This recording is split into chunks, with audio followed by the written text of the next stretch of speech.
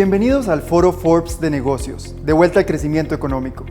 En este evento se dan cita empresarios, consultores, analistas y funcionarios de alto nivel, quienes nos comparten su visión en torno a las estrategias, tendencias y oportunidades que conviene tener en la mira para emprender el camino hacia la recuperación económica. Aprovecho para recordarles que el Foro Forbes de Negocios, de vuelta al crecimiento económico, inicia hoy y concluye el día de mañana, jueves 30 de septiembre.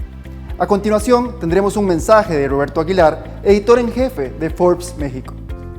¿Qué tal, amigos? Soy Roberto Aguilar, director editorial de Forbes México, y a nombre de Marco Landucci Lerdo de Tejada, presidente ejecutivo de Forbes México y Centroamérica, les doy la más cordial bienvenida. Este día nos complace contar con su presencia, estimada audiencia de Centroamérica, República Dominicana y de diversos países de la región latinoamericana. El tercer trimestre del año será crucial para definir el rumbo que tomará la economía en la región, motivo por el que Forbes Centroamérica y República Dominicana llevan a cabo el foro Forbes de Negocio de vuelta al crecimiento económico, en el que se van a debatir las tendencias clave que ayudarán a que los países de esta zona del mundo recuperen su rumbo. Por ende, el encuentro contará con empresarios, consultores, analistas y funcionarios de alto nivel, quienes darán su visión, lo mismo a nivel regional que en determinadas industrias, sin pasar de lado las tendencias que deben regir al interior de las empresas o la importancia del factor tecnológico en las diversas actividades de la economía. La relevancia de generar este diálogo constructivo es porque Forbes Centroamérica y República Dominicana se define como un jugador activo dentro de esta recuperación económica al presentar una perspectiva sobre la actualidad de cada uno de los sectores económicos de la región, así como su clima de negocios. Con más de un lustro en la región de Centroamérica y República Dominicana, nuestra revista mensual y el sitio de noticias se ha posicionado dentro de la preferencia de los lectores, que buscan noticias económicas, de negocios y estilo de vida, debido a que a través de ellas toman decisiones en su día a día. Así pues, les damos la bienvenida a nuestro foro Forbes de Negocio, de vuelta al crecimiento económico. Gracias, Roberto. Y ahora daremos paso a las reflexiones de este foro con la charla Perspectivas Económicas de la Región.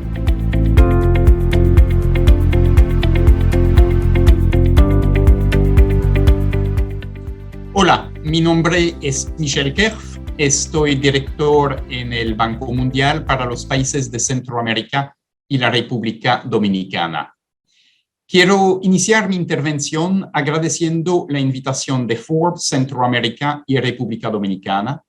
Agradezco además a todas las personas que están conectadas a este foro de negocios y que están interesadas en discutir cómo la región puede recuperarse y crecer mejor. A pesar de las enormes dificultades del último año y medio, estamos frente a una oportunidad para reconstruir un mundo mejor. Empezamos por revisar el crecimiento reciente de la región. Desde 1991 y hasta antes de la pandemia, Centroamérica creció un 4.5% por año en promedio. Creció a un ritmo mayor que el resto de América Latina y el Caribe. La República Dominicana, por su parte, registró un sólido crecimiento promedio de 5.3% anual entre 1993 y 2018. Lamentablemente, ese ritmo de crecimiento de Centroamérica y la República Dominicana resultó insuficiente para cerrar la brecha con los países más ricos. El ingreso por cápita en los países de la región, con la excepción de Panamá y de Costa Rica, ha estado desde hace 70 años por debajo del 20% del ingreso per cápita en los Estados Unidos. El crecimiento de Centroamérica también resultó insuficiente para reducir sustancialmente la pobreza y la desigualdad. Alrededor de 1 de cada 3 centroamericanos vivía en pobreza antes de la pandemia y los países centroamericanos siguen entre los más desiguales de la región latinoamericana. Finalmente, Centroamérica y la República Dominicana siguen siendo vulnerables ante choques externos y eventos climáticos que impactan directamente en el crecimiento y la pobreza. La llegada de la pandemia de COVID-19 impactó duramente a la región, provocando una contracción promedio del PIB de 7%. Debido a la pandemia y la devastación de los huracanes ETA e IOTA, la tasa de pobreza promedio en Centroamérica pasó de un 35% en 2019 a más de 40% por finales de 2020. En República Dominicana, la tasa de pobreza igualmente aumentó en 6 puntos porcentuales. La pandemia vino a poner también en evidencia las debilidades que ya traían los sistemas de salud y educación.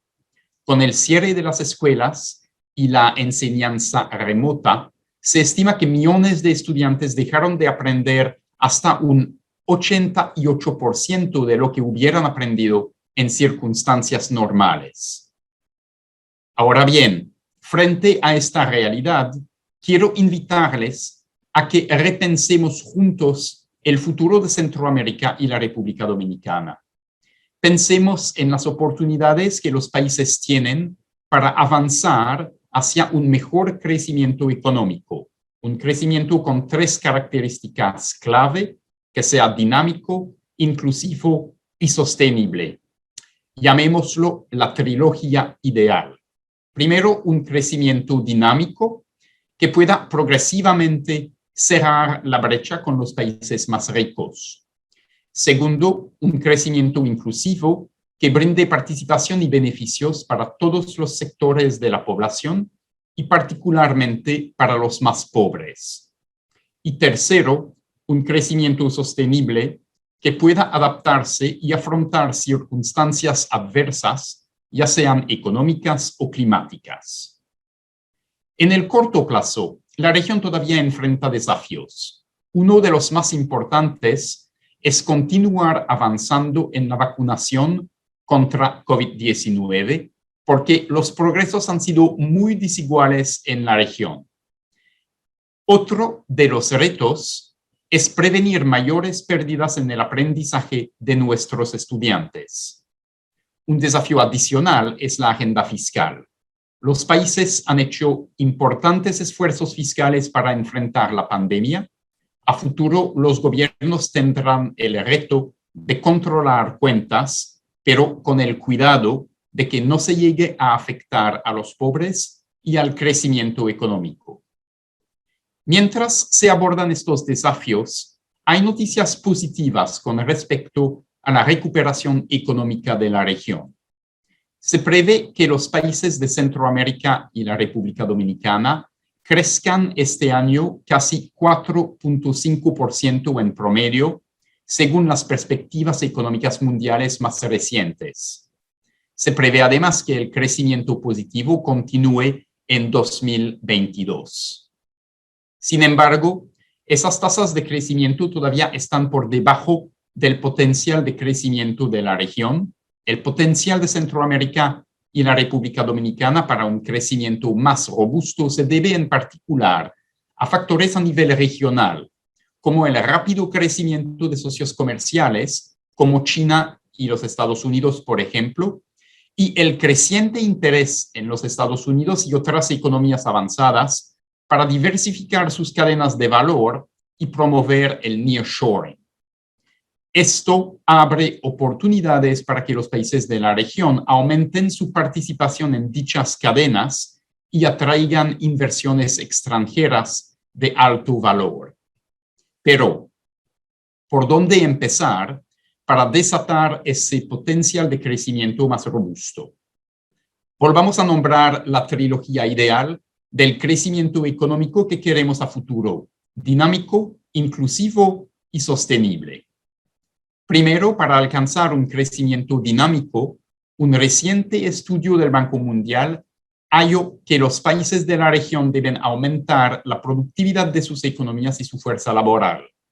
Esto se puede lograr impulsando la innovación, fortaleciendo las capacidades de empresas y trabajadores y mejorando los entornos para los negocios. Destacó además la agenda de facilitación de comercio, pues resultaría muy importante que a nivel centroamericano se puedan unificar los mercados de bienes, servicios y eventualmente el marco laboral. Si se implementan plenamente los acuerdos de facilitación de comercio de la OMC, por ejemplo, se reducirían en un 15% los costos para el comercio, que actualmente son muy altos. Esta plena implementación impulsaría además un aumento adicional de 4.3% en el PIB regional para finales de esta década. Si se amplía esta reducción de costos al comercio con México, el PIB regional aumentaría en 6.7% para 2030. Segundo, para alcanzar un crecimiento inclusivo, será necesario invertir en capital humano y proveer servicios básicos de calidad. Esto permitiría que más personas tengan acceso a educación y salud, pero también ayudará a reducir las brechas de conocimientos y habilidades, lo que fortalecerá la productividad y la capacidad innovadora de la fuerza laboral.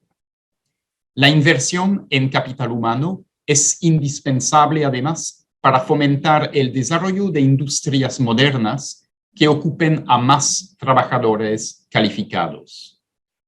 Hay mucho por hacer para impulsar la formalización laboral en la región y lograr una mayor participación de mujeres y jóvenes en la fuerza laboral. Esto requerirá la modernización de códigos laborales para atraer los empleos del futuro y facilitar la movilidad entre empresas y sectores. Estas reformas resultarían en más y mejores empleos formales y de calidad. Tercero, para alcanzar un crecimiento sostenible, se necesitan inversiones públicas y privadas que ayuden a cerrar las brechas de infraestructura física y digital. Será clave que estas inversiones sean resilientes y reduzcan la exposición de las personas y los países a riesgos naturales o económicos. La región se verá además beneficiada por el fortalecimiento de las instituciones y del Estado de Derecho, incluyendo la eficacia de los gobiernos y la transparencia con miras a promover la competitividad de Centroamérica y la República Dominicana y aumentar su capacidad para superar choques que sean de origen económico o debido a desastres naturales.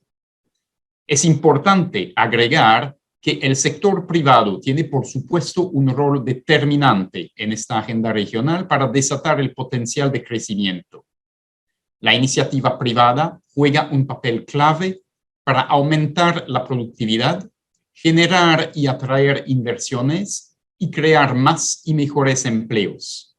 La atracción de inversiones privadas va a requerir de la mejora de los entornos empresariales con reglas claras e instituciones fuertes y capacitadas.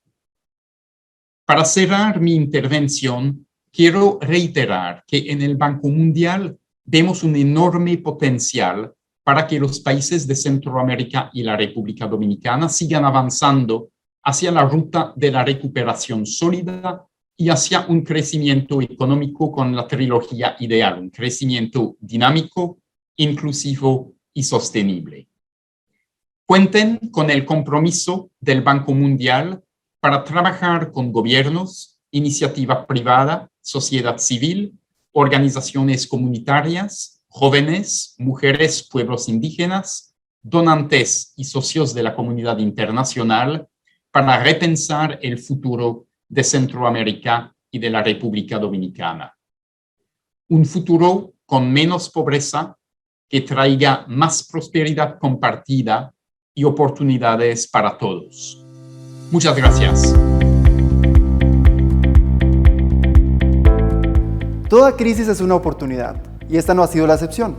En medio del distanciamiento social y con una acelerada adopción tecnológica como alternativa para mantener el contacto, el e-commerce ha cobrado una fuerza singular. Los invitamos a escuchar esta interesante conferencia.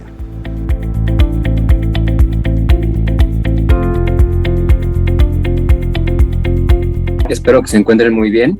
Mi nombre es Aldo Cerecero, soy vicepresidente para México y Centroamérica en la compañía Vitex, expertos en Digital Commerce.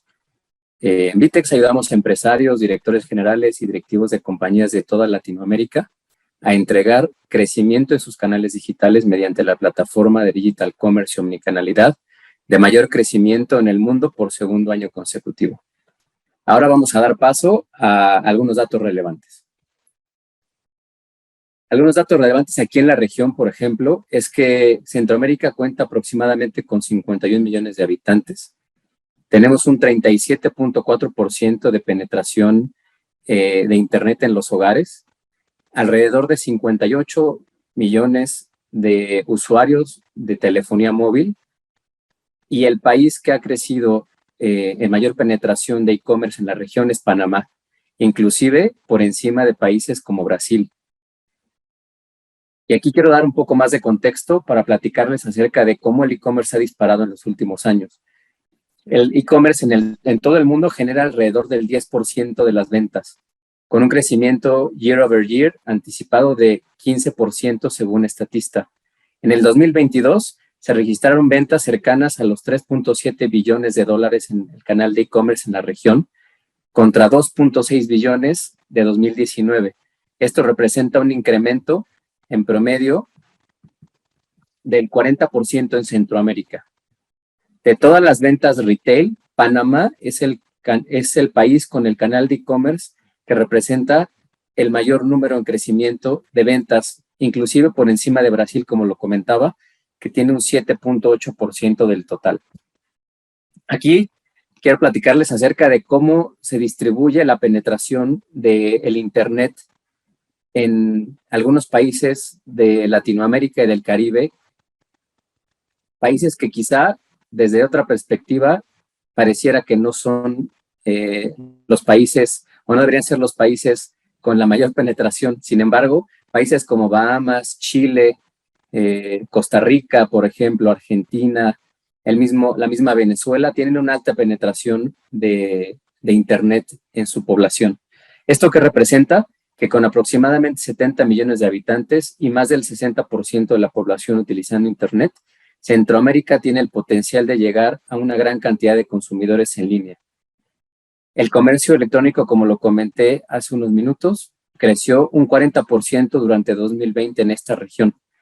Y Panamá, como también lo comenté, lidera el comercio electrónico en Centroamérica al ser la economía cuyo segmento en línea representó la mayor proporción de las ventas minoristas por encima de Brasil.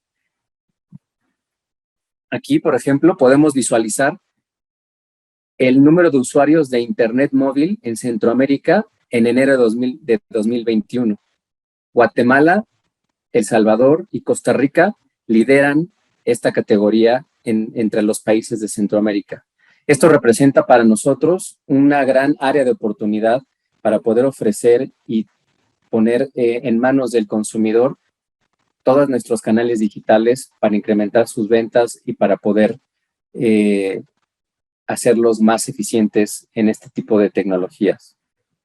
Ahora, el e-commerce en los países líderes de la región, como lo pueden ser en este caso Brasil y Panamá, junto con Argentina y Colombia, representan la gran oportunidad que tiene Centroamérica para poder liderar este tipo de industria. En pocas palabras, el hecho de que Panamá sea un país cuya crecimiento y cuya contribución del crecimiento de las ventas online sea superior a un Brasil que tiene una economía mucho más pujante y tiene una penetración mucho más grande en cuanto a este tipo de modelos de negocio, representa que la oportunidad en Centroamérica es inmensa. El mercado está ávido y está lo suficientemente maduro para recibir ofertas y nuevos players que puedan incursionar y que puedan capitalizar esta alta demanda que existe en la región. Entonces, este es un breve ejemplo de cómo un país como Panamá, que pareciera no debería pintar en el ecosistema de online, inclusive superó a países tan maduros como Brasil, como Argentina, como el mismo México, por ejemplo. Ahora, esto que hemos platicado, ¿qué representa? ¿no? ¿Cuál es el reto para las empresas que están comenzando a pensar en cómo incursionar en este tipo de estrategias digitales de forma exitosa, ¿no? Y ahora, como lo comentaba, ¿qué es lo que nosotros desde la perspectiva de VTEX podemos aportar hacia ustedes como empresarios y como directivos que están buscando este tipo de crecimiento o este tipo de soluciones y estrategias? El primer punto debería ser que ustedes puedan invertir en redes sociales, justo en las que sean más utilizadas por su audiencia objetivo. Esto incrementará el tráfico deseado hacia nuestros diferentes canales de ventas digitales, ya sea un canal web, ya sea un canal mobile, un marketplace, por ejemplo. Cuantos más canales de venta tengas, y la mejor capacidad que tengas de proporcionar una experiencia transparente y homologada, tendrás un comercio con mayor éxito. El punto número 2 sería facilitar y homologar la experiencia de compra del consumidor mediante cualquier canal, ya sea móvil, web, tiendas físicas, un marketplace o inclusive ventas en campo. También la diversidad y facilidad en las formas de pago son los mejores aliados. Cuantas más opciones simples, rápidas y seguras, es mejor. Como tercer punto, es el foco en la postventa. Es decir, no solamente vendamos bien, sino sirvamos bien a los clientes. Esto nos permite fidelizarlos y aumentar las ventas en e-commerce. Un cuarto punto muy importante es la adopción de una estrategia de marketplaces, que te permite mostrar una oferta mayor de productos, lo que te da mayor eficiencia, menores costos y eleva las posibilidades de que puedas concretar una venta. Y como cuarto punto, y no menos importante, es el uso adecuado de tecnologías e innovaciones de acuerdo al perfil de la marca. En VTEX podemos conectar la demanda con la oferta a través de una misma plataforma, a través de todos tus canales y a través de entregarte experiencias omnicanal que puedas optimizar las operaciones y empoderar a tus diferentes representantes de ventas y en las tiendas, por ejemplo. Y bueno, ahora quisiera comentar un poco acerca de quién es VTEX. Somos una compañía de origen brasileño con muchísima presencia en Centroamérica y en Latinoamérica. Tenemos 32 países con tiendas online activas y tenemos ya 20 países con operaciones alrededor del mundo. Además, podemos convertirnos en sus socios estratégicos gracias a nuestras capabilities y nuestras estrategias de e-commerce, no dicho por nosotros, sino por IDC, un calificador global internacional. Además de esto, además de ser la plataforma con mejores estrategias y capabilities para el comercio digital, somos la plataforma de mayor crecimiento a nivel mundial por segundo año consecutivo. El futuro es brillante para VTEX y para sus clientes. Nosotros estamos apostando por el mercado latinoamericano, contratando y expandiendo las operaciones en los países con mayor potencial. Latinoamérica para nosotros es una de las regiones de mayor crecimiento. En el último año, el e-commerce en Latinoamérica fue el más rápido alrededor del mundo. El crecimiento se dio en un porcentaje mayor al 37%. Además de esto, VTEX está invirtiendo en la educación y en la creación de un ecosistema robusto en la región. Estamos trabajando con distintos programas de educación para seguir apoyando el desarrollo del ecosistema. Y seguimos apostando en el crecimiento exponencial de nuestros clientes y de nuestros futuros clientes. Queremos acelerar la transformación del comercio digital, fortaleciendo su posición en América Latina, ayudando cada vez más a nuevos clientes y ayudando a consolidar el crecimiento de clientes actuales y su expansión en otras geografías. Muchísimas gracias. Gracias por continuar en el foro Forbes de negocios de vuelta al crecimiento económico. La innovación ha sido clave para que empresas, gobiernos y demás organizaciones se mantengan en pie y juega un papel clave para revertir los efectos negativos de la crisis, adaptarse a las nuevas circunstancias y ofrecer productos y servicios acordes a las necesidades cambiantes de nuestros días. A continuación tendremos la entrevista Innovación una inversión rentable.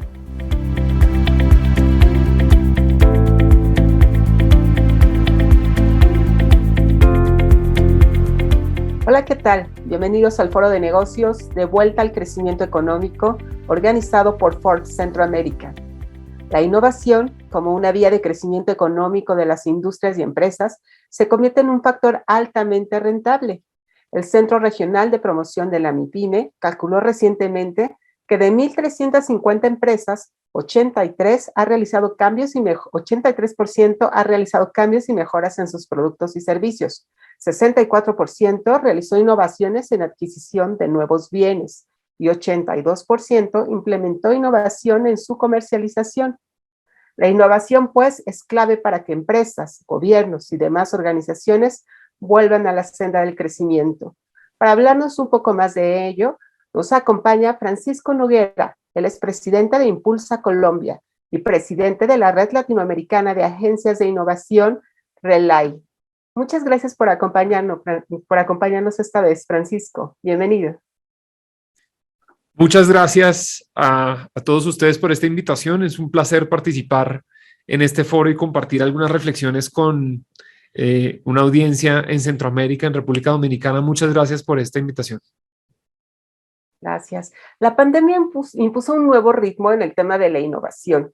De pronto, las empresas y las organizaciones se dieron cuenta de que era muy importante innovar.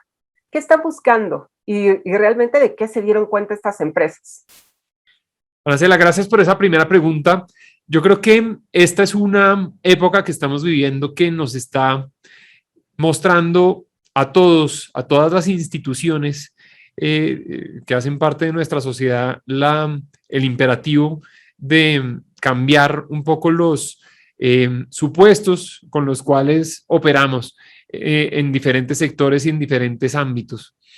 Vivimos en tiempos que están retando la vigencia de nuestras instituciones y esto requiere que innovemos hacia el interior de nuestras organizaciones, pero también en la manera como colaboramos entre instituciones, y de eso vamos a hablar mucho en esta conversación, y aspiro a compartir algunos ejemplos con ustedes. Hay una dimensión digamos, absolutamente crítica para cualquier organización en este momento, y tras haber pasado un periodo como el de la pandemia, tiene que ver con el uso de herramientas digitales, todos los temas relacionados con transformación digital en diferentes sectores y en diferentes tipos de organizaciones. Esa es una primera dimensión. Y la otra dimensión tiene que ver con la necesidad imperativa de aumentar los niveles de colaboración entre diferentes segmentos de la sociedad, entre pequeñas empresas y grandes empresas, entre gobiernos, ya sea gobiernos nacionales y gobiernos locales, y también los ámbitos de sector privado y la academia. Nos hemos dado cuenta que no hay ninguna institución que pueda por sí sola generar soluciones para los retos complejos que estamos viviendo, y yo creo que esos son algunos de los temas grandes y las tendencias que enmarcan esta necesidad y esta vigencia de conversaciones como la que estamos teniendo sobre innovación. Claro. Sin duda, una de las grandes promesas que vemos cuando se apuesta a la innovación es la rentabilidad que se pueda generar para las empresas, ¿no? Y finalmente es este camino o esta vía hacia la recuperación económica. ¿Qué porcentajes son los adecuados que una empresa debiera de destinar para tomar la innovación como un camino de rentabilidad? Y finalmente, si desde tu punto de vista, si realmente existe esa rentabilidad. Pues yo creo que, mira, más que hablar de fórmulas predefinidas y de pretender yo desde Colombia dar un mensaje en términos de porcentajes que se deban invertir, sí hay algunos mensajes clave que tenemos que tener en cuenta como colectivo y como sociedad. Primero, tiene que haber un porcentaje de inversión en el agregado de nuestros países en términos de investigación y desarrollo. Las inversiones en investigación y desarrollo que están medidas en diferentes rankings y que siempre ubican a nuestros países de América Latina en lugares no tan favorables de esas tablas, pues son fundamentales. Y cómo estamos desde la academia, desde los estamentos de gobierno también fomentando investigaciones básicas en algunos sectores que son clave, que tienen que ver con la vocación productiva de nuestros países. No solamente esa investigación en investigación y desarrollo, sino en cómo creamos mecanismos para encontrar salidas al mercado de esos proyectos de investigación y desarrollo. Aquí en Colombia enfrentamos un desafío enorme que estoy seguro que los países que nos escuchan en este foro pues comparten una situación similar en términos de la escasa comunicación que existe o la oportunidad que existe en mejorar los canales de comunicación entre aquellas iniciativas de investigación y desarrollo que tienen lugar en la academia y la salida al mercado de esas ideas y de esos proyectos que se están materializando en un momento dado. Invertir en eso, monitorear esos indicadores, crear mecanismos de coordinación como comités, universidad, empresa, Estado, que aquí en Colombia es el nombre que reciben como esas instancias de coordinación entre esos tres mecanismos, pues es fundamental. Esas dinámicas aquí en Colombia tienen diferentes manifestaciones incluso a nivel regional. Es muy distinto lo que pasa aquí en Bogotá, desde donde les hablo, y lo que ocurre en Caldas y lo que ocurre en Antioquia en términos de esa coordinación. Y yo creo que darle esa mirada de vocación regional es un segundo mensaje que yo quisiera resaltar. No es igualmente efectivo tener conversaciones sobre un agregado nacional que poner la lupa sobre las vocaciones productivas de diferentes subregiones y cuáles son los niveles de coordinación que existen entre academia, empresa y Estado y cuáles son esos niveles de investigación y desarrollo y las inversiones que se están haciendo ahí.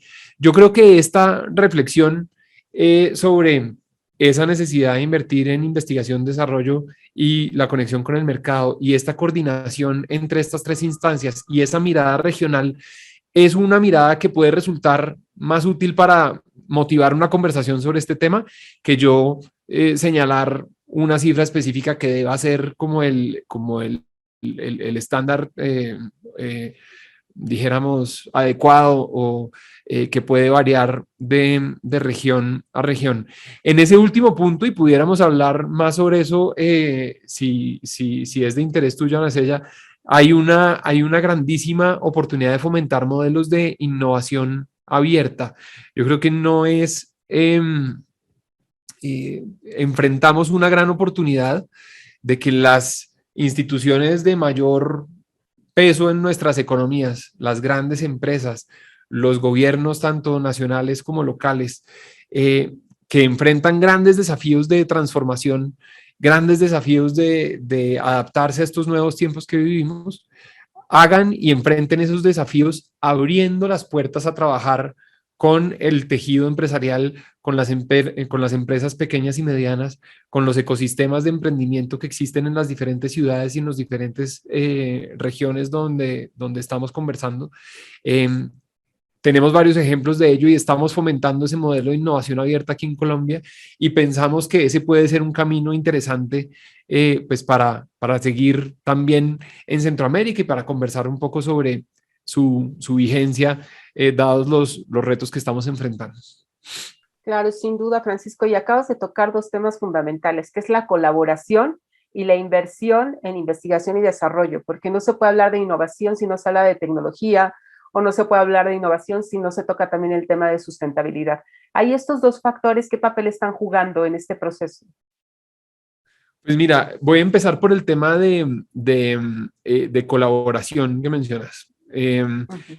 Nosotros antiguamente venimos de un modelo de innovación y de fomento al emprendimiento y la innovación muy, ¿cómo lo pudiéramos llamar? Muy caso a caso, tratando de intervenir y de mejorar los procesos de innovación interna de empresas individuales que tienen interés de mejorar sus procesos internos de innovación. Eso sin duda es importante y hay que fomentarlo. En una entidad, en una agencia como Impulsa, tenemos programas pues destinados a empresas que tienen ese interés como de fomentar internamente una cultura de innovación, de identificar retos, de fomentar mayor colaboración entre áreas internamente. Eso está bien en sí mismo. Sin embargo, pensamos que es aún más potente y aún más, puede tener un impacto más sistémico, si quieres, fomentar modelos colaborativos alrededor de sectores clave y de desafíos clave para nuestras economías. Entonces voy a poner un par de ejemplos. Hemos creado una red el ecosistema de emprendimiento e innovación colombiano que llamamos la red Se Emprende. Se Emprende es un mecanismo que agrupa a más de 180 organizaciones en toda Colombia, que incluyen grandes corporaciones, universidades, cámaras de comercio, fundaciones, gobiernos locales, y lo que fomentamos alrededor de Se Emprende son modelos de innovación colaborativa.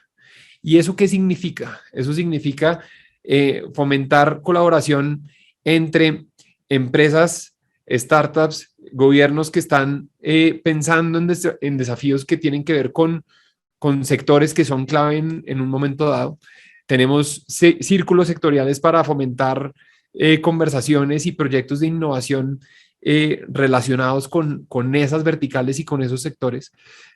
Para ponerte un par de ejemplos, tenemos un círculo sectorial en el sector salud, que por supuesto en el último año ha cobrado muchísima relevancia y donde muchas organizaciones y muchas empresas se estaban aproximando a Impulsa a manifestar el interés de trabajar en retos muy similares y dijimos, pero ¿por qué no más bien creamos un espacio donde estemos varias empresas, varias incubadoras que están trabajando con startups, autoridades que tienen alguna capacidad de incidir en marcos regulatorios y cosas por el estilo, y creamos una dinámica colaborativa en el sector salud, por ejemplo? Entonces creamos este círculo sectorial del sector salud donde se lanzan desafíos.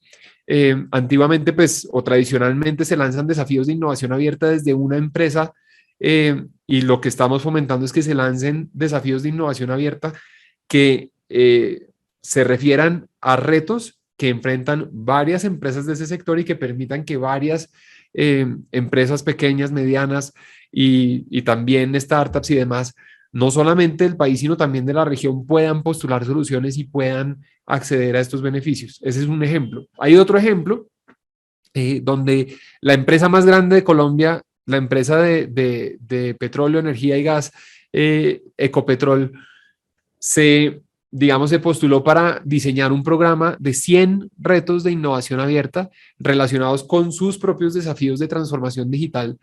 Ellos están presentando estos 100 retos, ya van en el reto número 14, y los primeros 13 retos tienen que ver con diferentes aspectos que tienen que ver con su propia operación, y abren estos retos para que empresas de todo el país puedan postular soluciones, y al hacerlo, pues se crean unos lazos de colaboración y una visibilidad entre empresas y una colaboración entre empresas que no existiría de otra manera.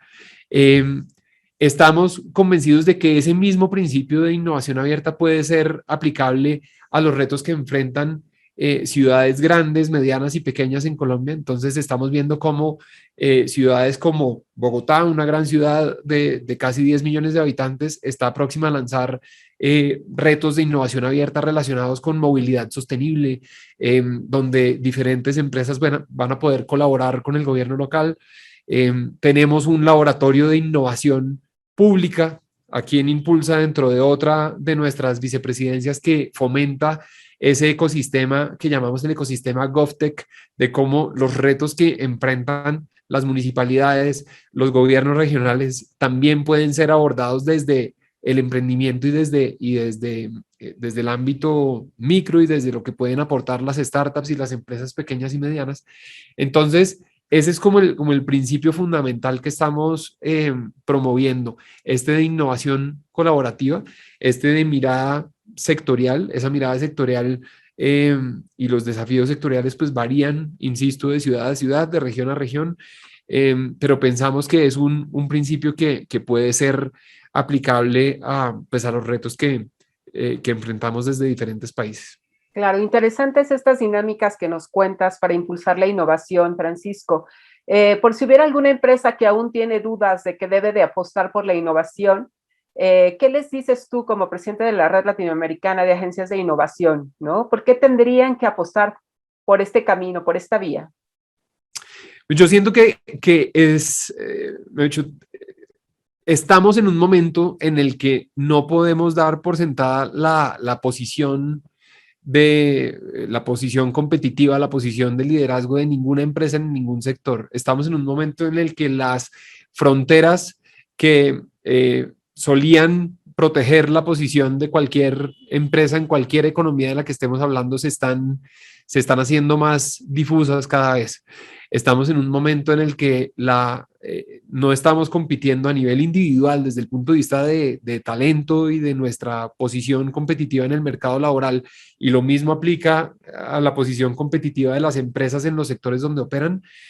Ya no es una competencia que se limite a la ciudad donde estamos, al país donde estamos, sino que estamos compitiendo literalmente en una escala global, y tenemos que estar todos atentos a cómo mantenernos vigentes, a cómo mantener, digamos, la posición que tenemos. Y la única salida que tenemos es la innovación, y la innovación a través de la colaboración, la apertura en términos de cuáles son los desafíos que estamos enfrentando, y la apertura a abordarlos trabajando de manera mancomunada con otras empresas, con otras instituciones que puedan aportar en ese proceso de innovación.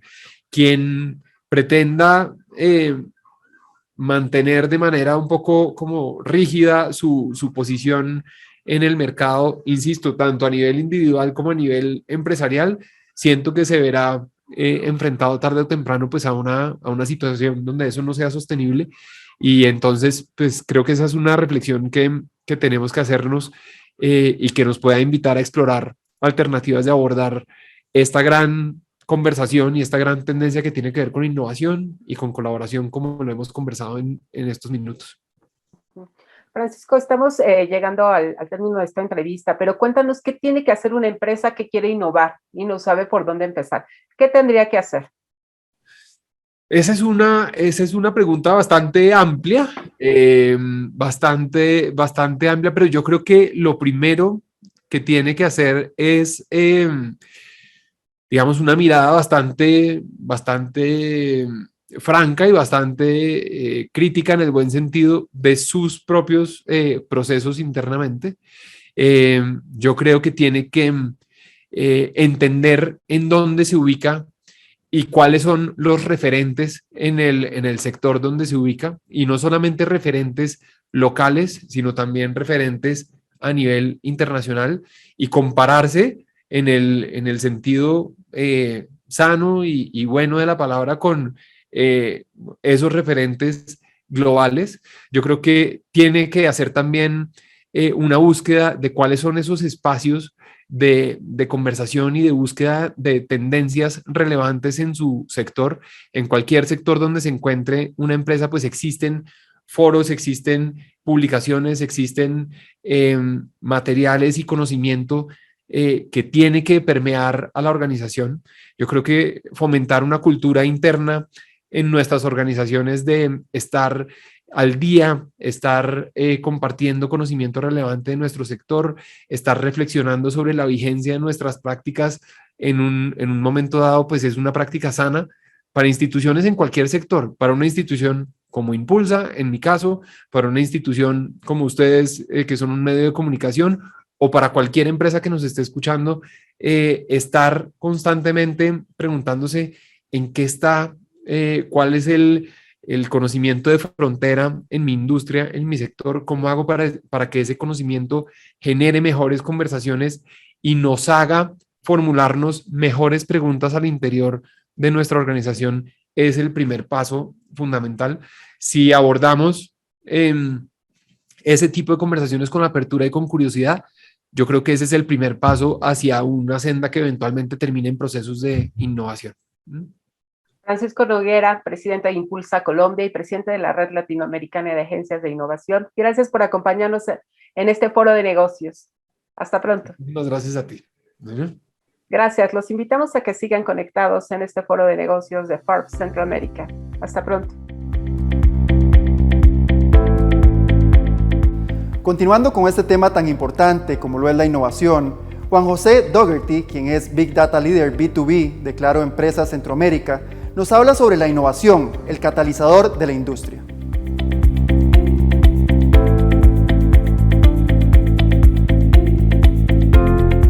Hola a todos, espero que estén muy bien. Un placer estar compartiendo este espacio con ustedes. Mi nombre es Juan José Dougherty. Yo soy el responsable para Claro Centroamérica de temas de Big Data comercial para clientes B2B y también soy el líder del proceso de Innovation Lab para todos los países de Centroamérica. El día de hoy vamos a tener una plática rápida sobre qué es la innovación y por qué es el catalizador del cambio. Entonces, lo primero que vamos a hacer es vamos a empezar con esta frase que dice: para ser exitoso, debes de estar dispuesto a hacer hoy las cosas que otros no quieren hacer, para poder tener mañana lo que otros no tendrán. Esto no lo dice Les Brown. Pero hagamos una reflexión en nuestras empresas si realmente nosotros estamos haciendo lo mejor para atender a ese cliente que tenemos o estamos haciendo que ese cliente se adapte a lo que nosotros queremos, a nuestros procesos internos, y que eso pone en riesgo que alguien que sí que se quiera adaptar a él nos lo quite. Empezamos con esta frase. Luego, creo que no cabe ninguna duda de que el mundo hoy es el mundo de la innovación. Estamos viviendo en una etapa en la humanidad de cambios donde hay tecnologías que están explotando, están cosas cambiándonos nuestro mundo. La misma pandemia vino a cambiar nuestra vida actual y hay que adaptarse para este mundo de la innovación. ¿Por qué? ¿Qué es lo que ha sucedido en los últimos 5,000 años con el hombre? Sabemos que los inventos o la tecnología es lo que ha cambiado la forma en que nosotros vivimos en este planeta. El Homo sapiens tiene alrededor de 200,000 años de estar sobre la faz de la Tierra y ser la especie dominante, pero si vemos en esta gráfica la ley de los rendimientos acelerados de Ray Kurzweil, lo que vemos es que la mayoría de los inventos que han cambiado la forma en que vivimos el día de hoy se han dado en los últimos 500 años. Y estos inventos se están explotando en los últimos años. O sea, hoy no tenemos una o dos tecnologías que están cambiando nuestra forma de vivir, sino tenemos 10, 15 tecnologías que están explotando en un mismo momento y que en conjunto generan aún olas más grandes de cambio. Eso es lo que nos dice Ray Kurzweil. Ray Kurzweil es el director de ingeniería de Google y el cofundador de la Universidad Singularity. Y él nos dice que en los próximos 20,000 años, vamos a experimentar 20,000 años de cambios tecnológicos en tan solo los próximos 100 años. Es decir, nuestra vida, si retrocedemos a lo que era el 2010, es una vida completamente diferente. Y lo que vamos a estar viviendo en el 2030, en el 2040, va a ser muy distinto a lo que estamos viviendo el día de hoy. A ese nivel de cambios se está refiriendo Kurzweil con esta premisa. Entonces, lo que tenemos en este mundo actual, lo único que sabemos que es constante es el cambio y que este cambio está siendo constantemente acelerado. Entendamos un poco las razones de por qué nosotros como empresas tenemos que innovar. Las razones por las que está todo cambiando rápido, primero es porque hemos logrado ahorrar muchísimo tiempo. Pensemos en las actividades que hacíamos hace algunos años hacia atrás, cómo trabajábamos cuando no había internet, cómo teníamos que ir a ver una película, cuando queríamos hacer una investigación teníamos que ir a una biblioteca, las compras eran 100% físicas. No hace muchos años atrás, para recorrer distancias cortas teníamos que utilizar medios como un caballo, o para dar distancias largas teníamos que subirnos a un ferrocarril. Todo eso ha cambiado y lo que ha sucedido es que todo este ahorro de tiempo lo que hace y lo que genera es innovación, porque ahora ese tiempo que perdía yo venir a la biblioteca es tiempo que puedo pensar yo en mi casa o en mi oficina en ver cómo mejoro mis procesos y cómo innovo lo que necesito mejorar. Entonces, el segundo tema es la disponibilidad de capital. cuando Rusia al principio de los 60 lanza el Sputnik al espacio, que fue el primer satélite, viene el presidente John F. Kennedy y dice, yo al finalizar la década voy a mandar al hombre a la luna, y crea el programa Apolo en la NASA. ¿Cómo lo hace? Lo hace con plata, le mete muchísima plata y logra que se dé ese breakthrough que parecía prácticamente imposible. El día de hoy es las épocas en la humanidad más fáciles de conseguir plata. Solo el tema de crowdfunding para el 2025 se cree que está alrededor de los $300 billones al año. Hoy, si tenemos una buena idea, podemos conseguir de forma más fácil el capital para desarrollar esa idea que lo que era hace 10, 15, 20 años atrás. Luego tenemos la desmonetización. La tecnología de punta normalmente solía ser exclusiva para las grandes corporaciones y gobiernos. Ahora está al alcance de todos. Ahora todos tenemos acceso a la nube, todos tenemos acceso a la inteligencia artificial, incluso siendo un startup. No necesitamos ser la corporación más grande del mundo. Hay más genios también en el mundo. Hay la escala Stanford-Binet dice que el 1% de la población en el mundo es considerada genio. Eso significa que tenemos 75 millones de personas que son genios, que es lo que sucedía hasta hace muy pocos años. Si estas personas no tenían acceso a una universidad en Estados Unidos, no nacían en California, en Nueva York, en Boston, no podían ir a estas grandes universidades. Hoy, personas que están en Centroamérica, que nacen en un rincón de nuestros países, ya tienen acceso a Internet y pueden acceder a toda esta información, y estas personas son las que nos van a ayudar a resolver los grandes problemas de la humanidad. El otro es la abundancia en las comunicaciones. Vivimos ya en un mundo conectado. Veamos estos datos, son impresionantes. Hace tan solo 11 años habían 1.8 billones de personas, es decir, el 25% de la población tenía acceso al Internet. 7 años después ya era el 50% que tenía acceso a Internet. Y se espera que para el 2023 el 100% de la población tenga acceso al Internet. ¿Qué significa esto? Estamos triplicando la cantidad de personas que son consumidores, que los estamos conectando a un mundo virtual, a un mundo digital. Tenemos ahora una abundancia de consumidores a los que le podemos ofrecer nuestros productos y servicios. También existen nuevos modelos de negocio. Pensemos en los 1920, sale el modelo de anzuelo y carnada, es el clásico ejemplo de las rasuradoras o de las impresoras, en el que nos venden el hardware o nos venden algo para seguir comprando los repuestos. En 1950 aparece el modelo de las franquicias con McDonald's. En 1960 aparece el modelo de los hipermercados. Luego, en los 2010 ya aparece el crowd economy. Lo hablamos un poco hace del crowdsourcing y el crowdfunding. Ahora podemos contratar a personas para que hagan esa tarea que necesitamos, ese científico de datos para que nos haga ese algoritmo. Lo podemos contratar por las horas que sean necesarias. Podemos contratar a alguien que nos maneje nuestros medios digitales por las horas que sean necesarias. No tenemos que tenerlo en planilla, ni tenemos que gastar mucha plata en eso para tener a los mejores. Podemos contratarles por las horas que las necesitamos. También tenemos el modelo de Friata, que es el modelo de anzuelo y carnada en esteroides, como lo hace Facebook, que hoy es el máximo líder en temas digitales de publicidad. Luego tenemos el Smartest Economy. Hace 100 años, justamente, cuando la electricidad estaba explotando, se decía, hay que ponerle electricidad a todo. Y eso fue aprovechado por Stanley, por Black & Decker, donde prácticamente electrificaron todas las herramientas que se conocían hasta ese momento. El día de hoy, la tendencia es, póngale sensores, conéctalo al Internet, todos los dispositivos que tenemos. Y por último, tenemos los modelos como es el Transformation Economy, donde usted va a pagar por una experiencia y no por un producto. Starbucks fue el creador del famoso concepto del tercer lugar, que no es mi casa, no es mi trabajo, es ese tercer lugar donde yo voy a pasar una buena experiencia. Y por último, tenemos el efecto que ahora vivimos más. ¿Qué hubiera pasado si hubiéramos tenido 30 años más de estos genios? La expectativa de vida hace 200,000 años era de 25 años. Hace 2000 años era de 31.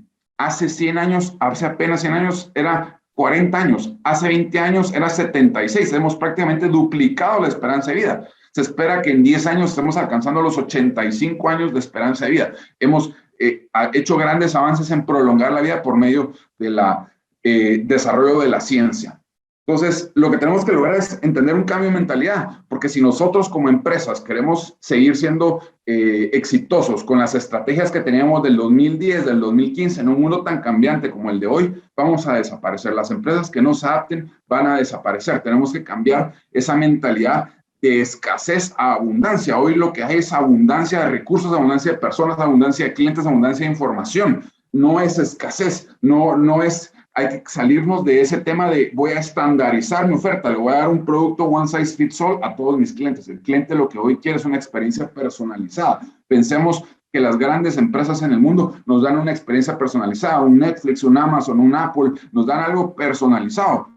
Y nosotros todos, la mayoría, somos clientes de ellos. Ya ese es nuestro estándar de atención al cliente.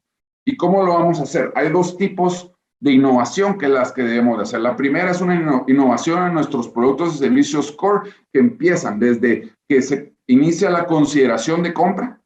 Luego tenemos que darle toda la información al cliente que sea necesaria sin que él tenga que interactuar con nosotros físicamente. Luego llega el momento de compra donde deberíamos de hacerle el proceso lo más fácil posible, no adaptarlo a nuestros procesos, sino adaptarlo a sus necesidades.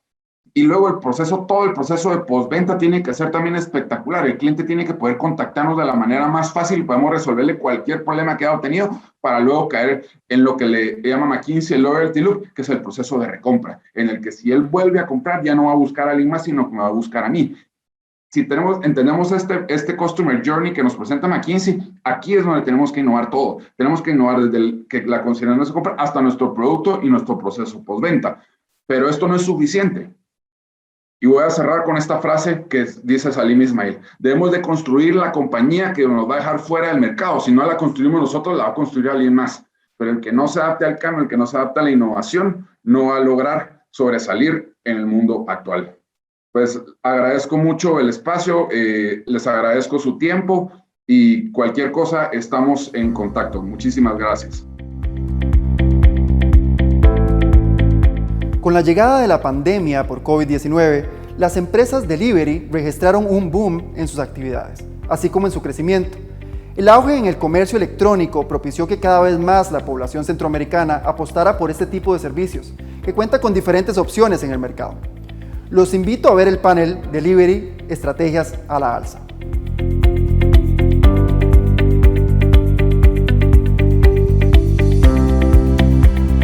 Querida audiencia de Centroamérica y República Dominicana, les agradecemos que sigan la transmisión de nuestro foro Forbes de negocios de vuelta al crecimiento económico.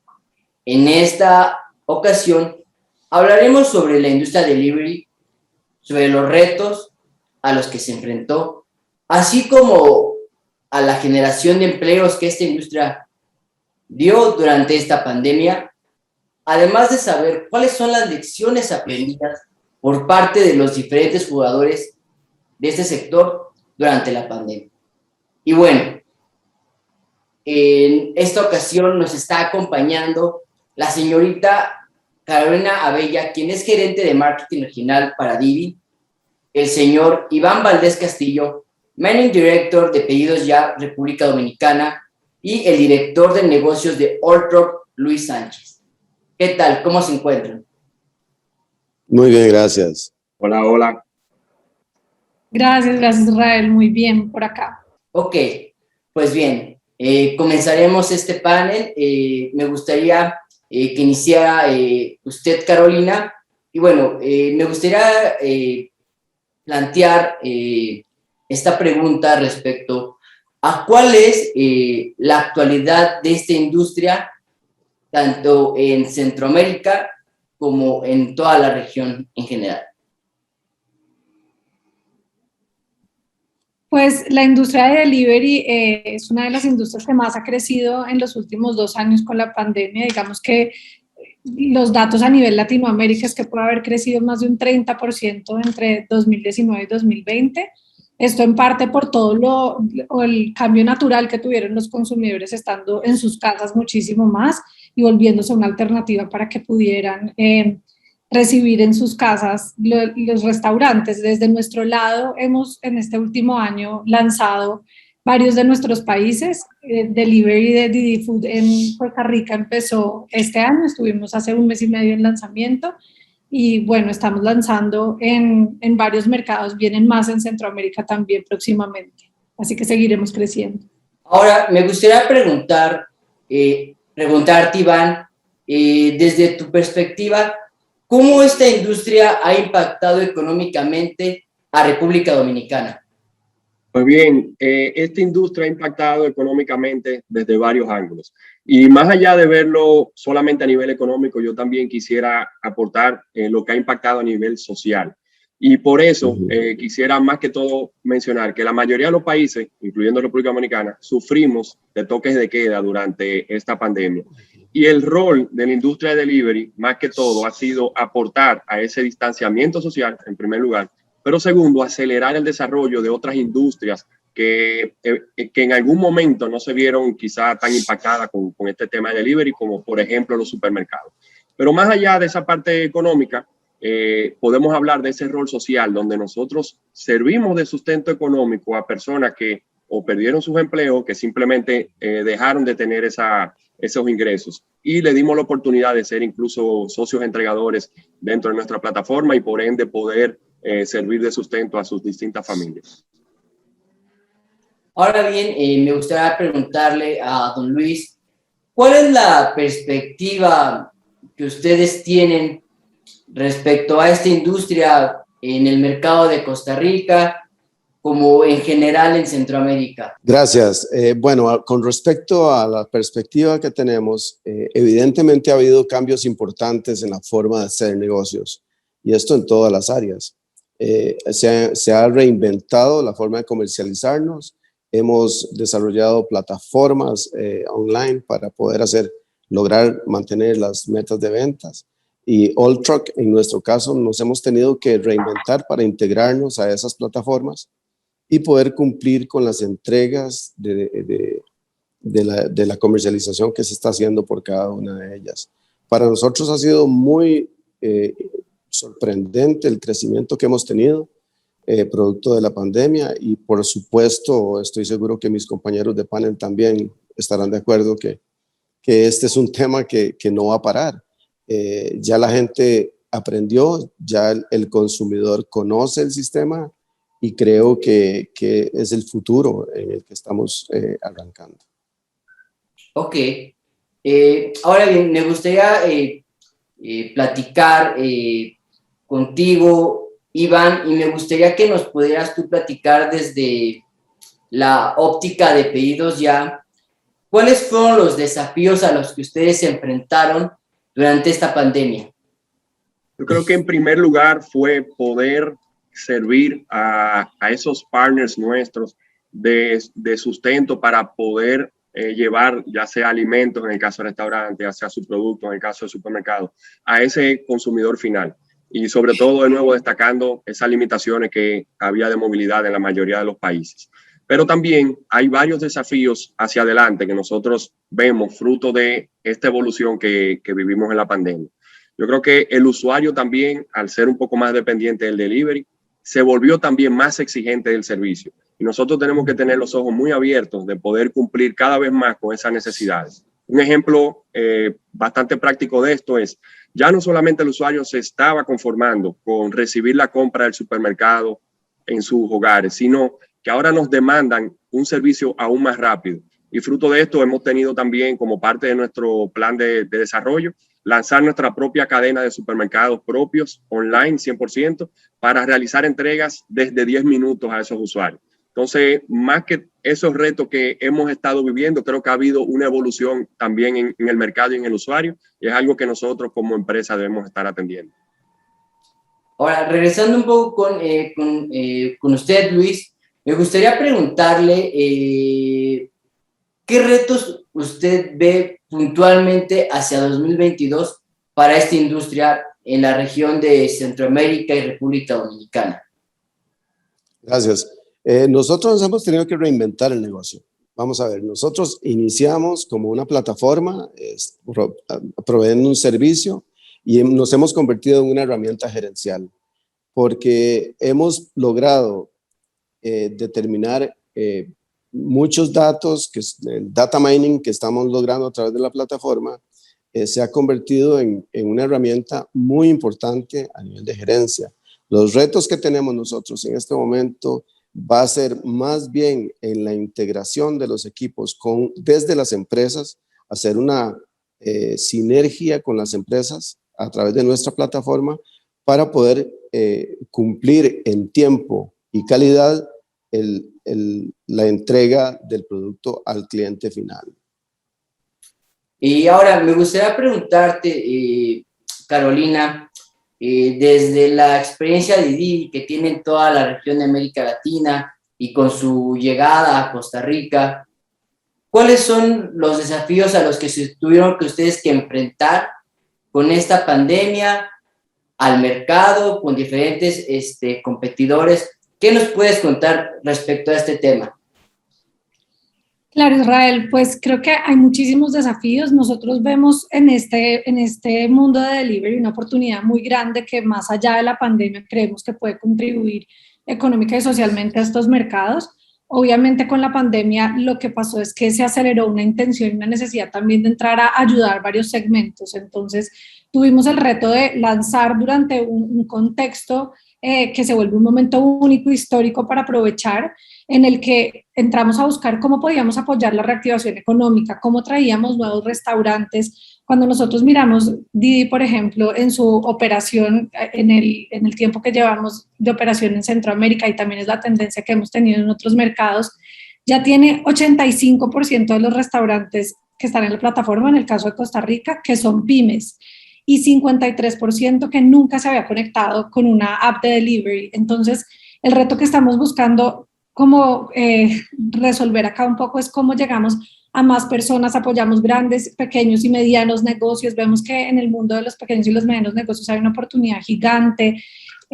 Salieron entre los últimos datos que entre 300 sodas y restaurantes cerraron por pandemia. Entonces, el reto es cómo acelerar esta llegada, aprender de los mercados locales. El abordaje que tiene Didi hacia el lanzamiento de su producto es muy adaptado al mercado local, entender qué necesitan. Entonces, hemos tenido como la necesidad de adaptarnos, ver que estos mercados locales exigen mucha atención, cercanía, y así hemos diseñado como una propuesta de valor donde, por ejemplo, los restaurantes no solamente se les ponga a su disposición una aplicación, porque la tecnología está, pero no todos saben cómo usarla. Entonces, poner un modelo de servicio donde tenemos atención personalizada para los restaurantes, donde tenemos un soporte 24/7, que también es como parte de los dolores que veíamos para poder hacer crecer esta industria. Entonces, tenemos que adaptar muchísimas cosas a la necesidad de los mercados a los que estamos llegando, porque lo que nosotros vemos es que si bien la pandemia, pues no solo por necesidad y por coyuntura, aceleró muchísimo esta transformación, la oportunidad que tenemos en nuestros mercados de crecimiento y de penetración de esta categoría todavía es muy grande. Y por eso es muy importante entender qué hace falta, qué necesitan los usuarios, los socios repartidores y los restaurantes para poder tener más penetración y más acceso a estas plataformas de delivery. Entonces, nuestro reto está alrededor de entender esas necesidades locales y llegar con una propuesta de valor que se adapte a esto para poder aportar a este momento coyuntural tan importante. Ok, muy, muy interesante esta parte. Y bueno, me gustaría contigo, Luis, plantear esta pregunta que creo que es muy relevante respecto a cómo se deben generar empleos de calidad en este sector. Gracias. Alltruck es una plataforma que se dedica a mover mercancías y hacemos desde mensajería en moto para bancos hasta el movimiento de material pesado para construcción en trailers. De manera que tenemos una gran gama de conductores, nosotros los llamamos asociados a la plataforma, colaboradores. Hemos tratado de vender el tiempo muerto de estos camiones. Hemos tratado de lograr eficiencias y hacerlos comprender que lo que estamos haciendo es tratando lograr que los camiones que van de punto A a punto B regresen cargados de punto B a su casa o a su plantel.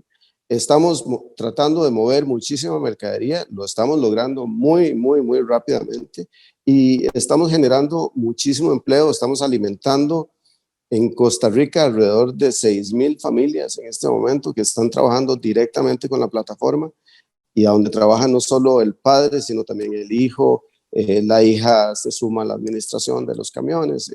Hay una serie de subempleos que se van generando en el momento que se integran con nosotros. Los clientes que nosotros los tenemos por contrato en un sistema que nosotros llamamos Business, Alltruck Business, y al integrarlos y lograr exclusividad de esos transportes, pues podemos permear ese trabajo hacia muchísimos conductores que a su vez van a integrar a su gente alrededor.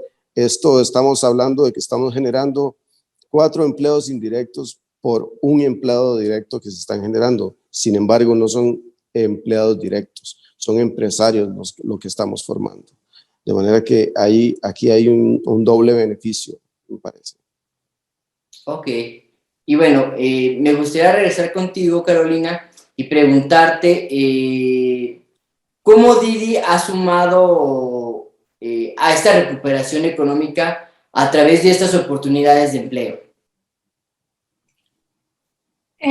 Digamos que como les decía, este aporte que estamos haciendo para esta reconstrucción o para ayudar en este momento económico viene muy ligado a las nuevas oportunidades que tienen o nuevos negocios o negocios ya existentes de potencializarse a través de la plataforma. Entonces, personas que abrieron sus pequeños restaurantes, sodas, empiezan a tener un canal de visibilidad. Una de las cosas que hacemos para ayudar muchísimo es no solamente disponibilizarlos en la plataforma, sino que Didi reinvierte. O sea, por ejemplo, en este primer trimestre del lanzamiento, Didi va a estar invirtiendo $3 millones solo en Costa Rica para lograr sacar adelante y impulsar también los negocios de los restauranteros. Vamos a tener una mezcla entre el apoyo que damos a restaurantes en hacer promociones para que tengan mayor acceso a usuarios, mayor visibilidad, y en inversiones en marketing, en las que también vamos a hacer que de alguna forma más tráfico llegue a la aplicación y así también a los restaurantes. Entonces, esta es una forma que además, como les decía, cuando vemos que una gran cantidad de los restaurantes conectados a la plataforma son pymes, pues estamos ayudando como con esta reactivación económica a través de esos restaurantes. De hecho, durante el primer mes de operación tuvimos el 60% de las órdenes que se realizaron fueron a pymes. Con eso vemos que ya efectivamente estamos ayudando a reactivar otros negocios. Además de eso, pues son nuevas opciones que se suman de generación de ingresos para los socios repartidores que, digamos, tienen la libertad de conectarse a las aplicaciones que quieran, pero se suma una opción más en la que van a tener nuevas opciones de generación de ingresos también. Entonces, así es como creemos que estamos apoyando con apoyo a pequeños negocios, con inversión, dando visibilidad y soporte, como les decía, para que también la digitalización sea un proceso más fácil para este tipo de negocios. Ahora, Iván, me gustaría preguntarte, desde la experiencia de Pedidos Ya, tanto en República Dominicana como en los diferentes mercados en los que operan, ¿cómo ha sido sumar ustedes a esta recuperación económica a través de la generación de empleos y de oportunidades? Bien, Israel. Básicamente, Pedidos Ya está operando en 15 países en Latinoamérica. Dentro de esos 15 países, contamos con más de 5,000 colaboradores directos y más de 50,000 socios entregadores indirectos. Entonces, de entrada ya hacemos con esta dinámica más accesible el tema de empleos en toda la región. Pero aparte, también nosotros, como parte de las virtudes que tiene este modelo, nosotros quitamos una barrera que tienen jóvenes hoy en día en toda Latinoamérica de tener su primer empleo o su primera fuente de ingresos, que casi siempre le piden una experiencia previa. En el caso nuestro, una persona que quiere ser socio entregador no necesita tener una experiencia previa y es por ende que nosotros a través de esta modalidad podemos darle mucho más acceso a esos jóvenes que hoy quieren empezar a prepararse y que necesitan un sustento económico incluso para terminar sus estudios y demás. Entonces, básicamente esa dinámica permite que los empleos, tanto directos como indirectos, en toda la región se vean fomentados a través de esta industria. Ok, bueno, entramos a esta parte final de este panel con puntos de vista bastante interesantes. Y finalmente, Carolina, me gustaría saber cuáles son las lecciones aprendidas para la industria en general durante esta pandemia, desde tu punto de vista. Desde nuestro punto de vista, hay varias lecciones aprendidas. Una de esas es que tenemos un potencial muy grande para aprovechar como mercados. Como les digo, el potencial que tiene Centroamérica es gigante y para eso hay que venir con una propuesta de valor en la que se co-cree muchísimo con los usuarios locales, donde se pueda entender y adaptar las propuestas de valor a cada uno de los mercados para poder crecer. y asimismo aprovechar mucho de las sinergias que tenemos. Nosotros, una de nuestras lecciones aprendidas es que con más de 1 millón de usuarios que tenemos en nuestro negocio de la aplicación de movilidad en Costa Rica, pues hay una palanca gigante para ayudar a crecer de una forma como muchísimo más orgánica. También la de domicilios, que todavía la parte de delivery tiene una penetración todavía menor de la que vemos en la parte de movilidad. Entonces, otra de nuestras lecciones es que hay que buscar esas sinergias, aprovechar estos usuarios que ya están digitalizados. Mercados como Costa Rica tienen una penetración y una adopción digital bastante fácil y rápida, y cómo podemos aprovechar eso para traerlo al mundo de delivery, además de, bueno, claramente como hemos hablado, aprovecharlo en esta coyuntura, pero mucho más allá de eso, volvernos un actor social que puede apoyar los mercados en los que jugamos, entendiendo sus necesidades y adaptándose con seguridad, servicios personalizados, inversión para el apoyo y crecimiento de los pequeños negocios. Ok, y bueno, Iván, para ti, ¿cuál sería la mayor lección que Pedidos Ya, y desde tu opinión como experto en este tema, es lo que te llevas tú? Yo la dividiría en 3. La primera lección es que el negocio de delivery no debe verse solamente como un negocio, sino sobre el rol social que ejerce en toda la sociedad. Y nosotros en Pedidos Ya estamos más que convencidos y conscientes de que cada vez debemos estar más enfocados en poder brindarle ese soporte social a todos los entes que operan dentro de la sociedad. En segundo lugar, hay un tema de resiliencia y adaptación a los cambios. La pandemia nos dio como una lección que no todo está dado en la vida y que hay cambios que se ejercen dentro del negocio, que nosotros debemos saber adaptarnos de manera muy rápida para poder seguir subsistiendo en el tiempo. Y en tercer lugar, creo que es muy importante el tema de que sepamos que cada vez los usuarios son más exigentes y podamos transformar nuestras soluciones a esas exigencias. Y un ejemplo, como mencionaba, ese tema de los Pedidos Ya Market, que hacen entregas en desde 10 minutos de toda una línea de productos de supermercado. Ya hoy por hoy, en un año apenas, tenemos más de 80 tiendas abiertas en toda Latinoamérica, y la idea es seguir escuchando al usuario y seguir nosotros mismos adaptándonos para poder cubrir cada una de sus necesidades. Ok, y bueno, Luis, a mí, me gustaría saber qué lecciones las que ustedes se llevan y que han visto en el mercado sobre esta pandemia y sobre la industria. Gracias. Yo pienso que de alguna manera el comercio y las ventas cambiaron para no volver a ser lo que fueron. Yo creo que ha habido un proceso educativo para todas las partes, para todas las líneas del negocio, inclusive para el cliente final. A mí me parece que este aprendizaje ha sido muy importante, pero la mayor enseñanza, yo lo divido en 2 partes. En mi opinión, siendo parte nosotros de un mismo negocio, o sea, nosotros somos una extensión del negocio que nos llama, tenemos que entendernos como actores. Tenemos que saber el servicio que estamos dando, tenemos que darlo a conocer con todas sus ramificaciones. Tenemos que entender a quién estamos sirviendo y tenemos que darle un servicio de calidad al cliente final. Ese es el primer aprendizaje. El segundo aprendizaje determinante para el éxito de estas nuevas sinergias es integrarnos a las necesidades de cada uno de estos actores.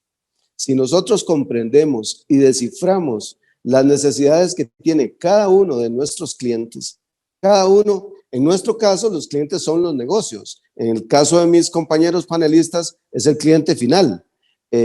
Yo tengo esa diferencia.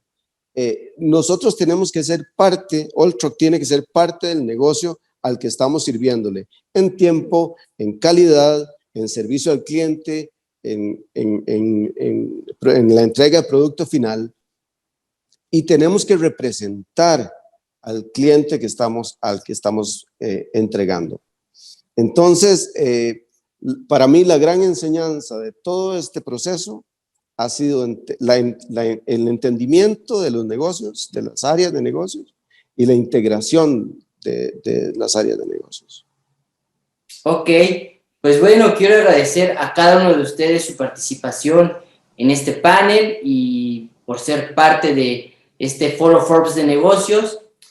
Pues bueno, audiencia, les agradecemos que sigan esta transmisión y muchas gracias.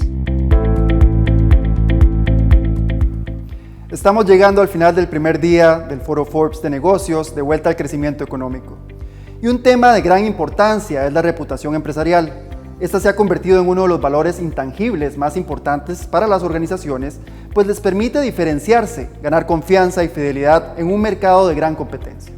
A continuación, Ítalo Pisolante Negrón, consultor internacional, nos habla de la reputación como un intangible estratégico.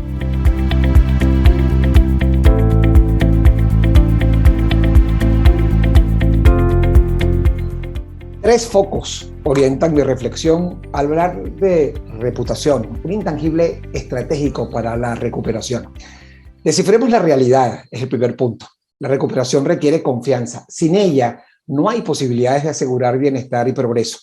La reputación se fundamenta en la confianza que merece el liderazgo a partir de lo que hace o lo que deja de hacer. El segundo punto que voy a desarrollar brevemente es la recuperación. Es básicamente una condición de la confianza que ganen las empresas, es decir, la reputación es el mayor riesgo que tiene una empresa. Es esa reputación un sentimiento que desencadena actitudes y comportamientos de valor con respecto a la empresa y sus líderes. No gerenciarlos estratégicamente impacta una recuperación sostenible. Y el último punto va a ser los desafíos del liderazgo responsable. El liderazgo hoy vive una resignificación.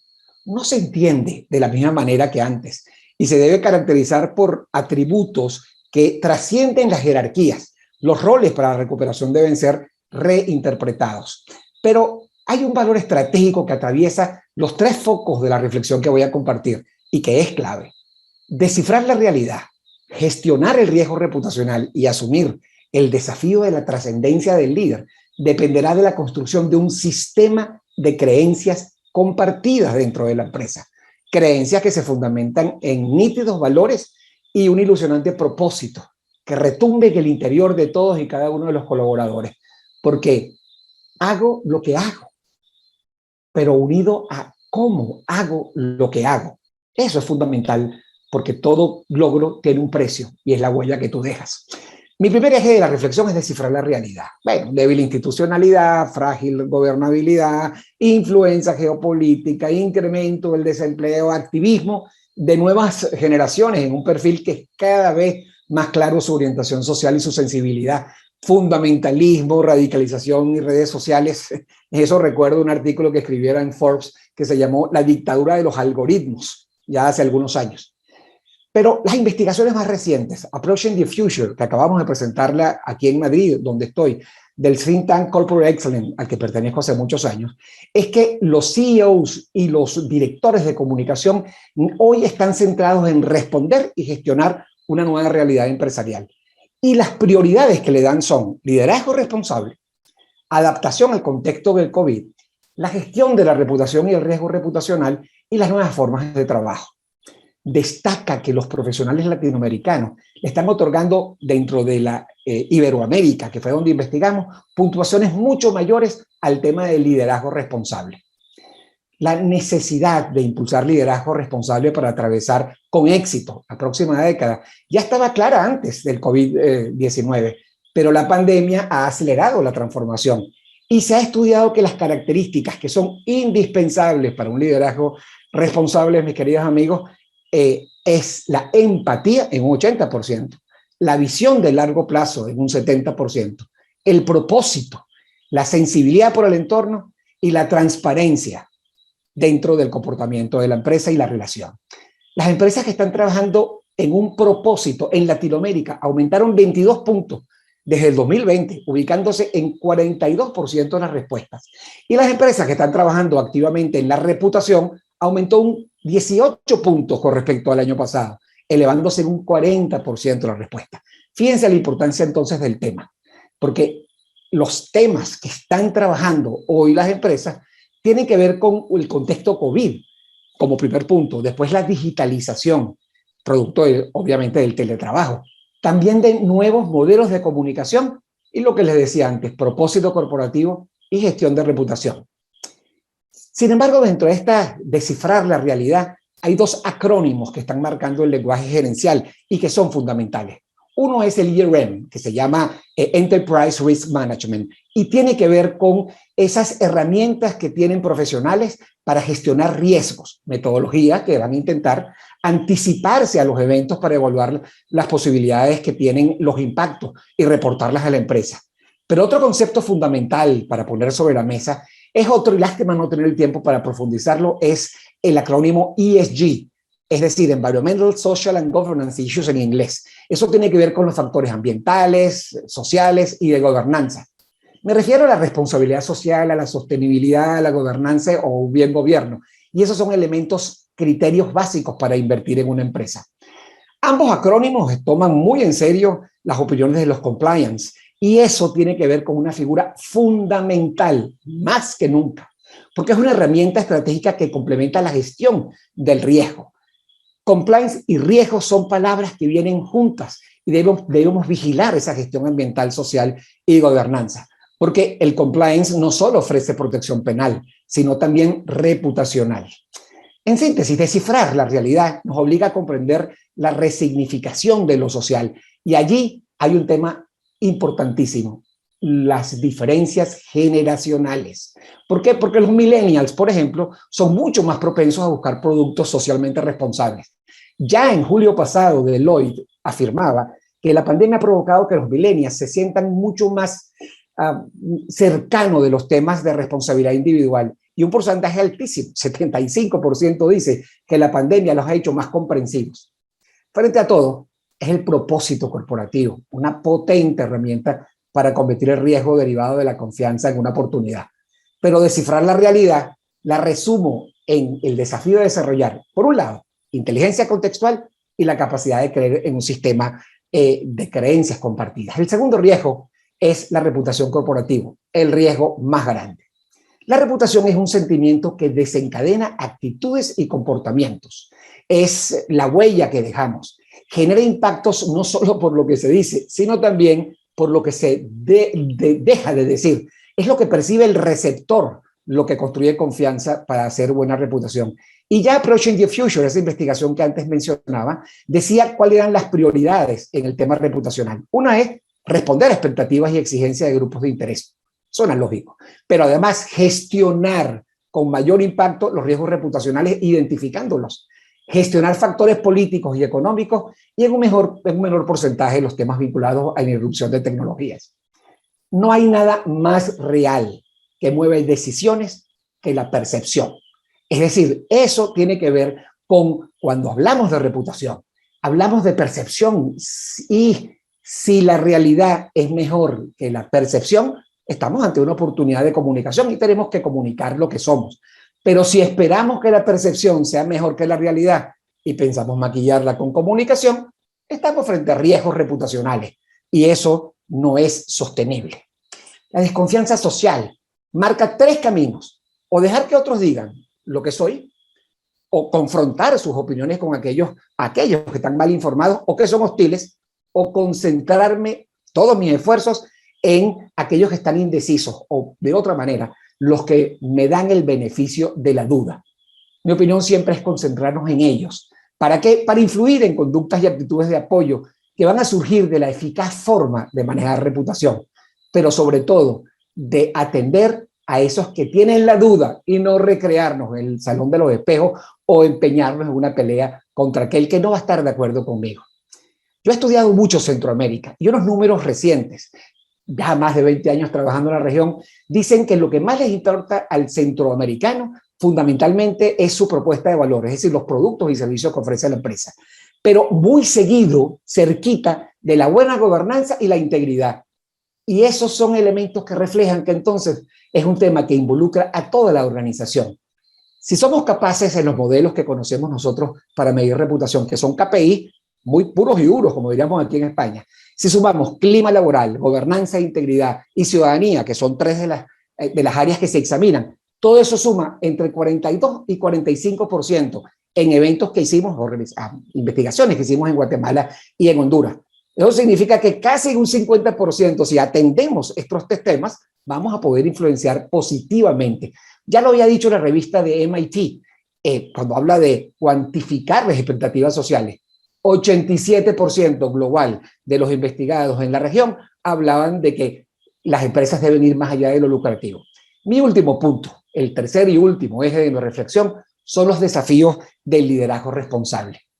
¿Cómo el líder se repone de un golpe reputacional? ¿Es posible reponerse? Lo que yo he aprendido con mis años es que llueve, pero escampa.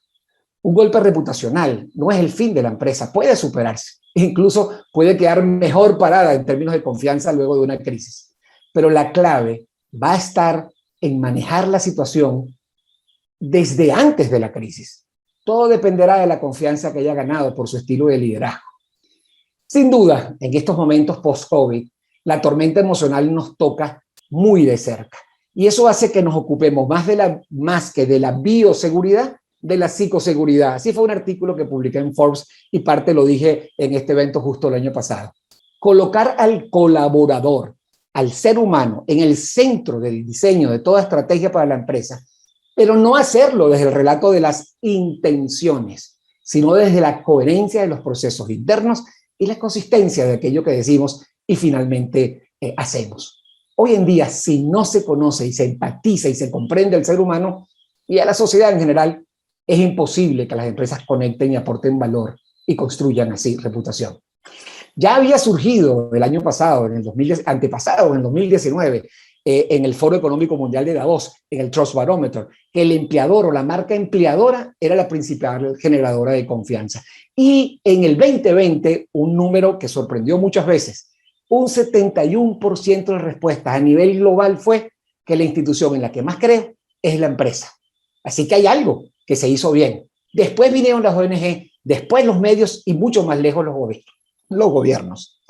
Quizás, para ir cerrando, el mayor cambio que hace falta en las organizaciones es uno que es difícil plantearse, y es desaprender la forma como lideramos. Así titulé justo uno de mis artículos en Forbes, El fin del liderazgo. El liderazgo responsable exige renovadas destrezas para leer el contexto y más inteligencia para gestionar a la empresa y sus colaboradores en el mercado. El término de liderazgo tiene una connotación jerárquica, en la cual se percibe que hay una diferencia de niveles y roles. Los integrantes de las nuevas generaciones, amigas y amigos, rechazan este modelo jerárquico porque han sido educados, como ya les dije, para ser líderes. Están acostumbrados a conocer las razones por las que se toman las decisiones y tienen sus propias opiniones. Y ello es lo que consideran, por lo cual se motivan por la influencia que puede ejercer otras personas, sin importar el cargo, no importa el nivel. Desaprender cómo liderar implica aprender a influir a los demás. Influencers internos es la clave, una forma donde el líder debe estar centrado en valores y rasgos que generen esa influencia, pero que olvídense del organigrama y olvídense del cargo. Apreciadas amigas y amigos, 3 elementos fundamentales para cerrar y asegurar la coherencia que fortalece la reputación para el crecimiento, para la recuperación. 1, nivelar de información del impacto de las actuaciones de la empresa para asegurar consistencia. 2, alinear visión y pensamiento de nuestros equipos para asegurar coherencia en las actuaciones. Y 3, direccionar a la empresa para mitigar riesgos y agregar valor al plan de negocio a través de la confianza y la reputación ganada. Valor que agrego, pero que debo capturar en confianza. Es fundamental entonces la profesionalización de la gerencia de la confianza en la empresa, a partir del diseño de un sistema integral de gestión reputacional que cree valor, pero lo más importante y subrayo, que lo capture en confianza. Todo ello requiere una adecuada gobernanza, pero de eso podemos hablar en otra oportunidad que nos encontremos. Muchas gracias. Con estas participaciones damos por concluido nuestro primer día del foro Forbes de negocios de vuelta al crecimiento económico. Gracias a todos ustedes y a nuestros patrocinadores, Vitex, Claro Empresas, Coca-Cola, Mastercard, Avaya y Dacas. También queremos agradecer a nuestro socio CSK. Recuerden que mañana, a partir de las 9 a.m. de Centroamérica, 10 a.m. de Panamá, México y Colombia y 11 a.m. de República Dominicana, seguiremos con este evento que llevamos a toda Latinoamérica a través de las plataformas de Forbes. Esperamos que tengan un gran día.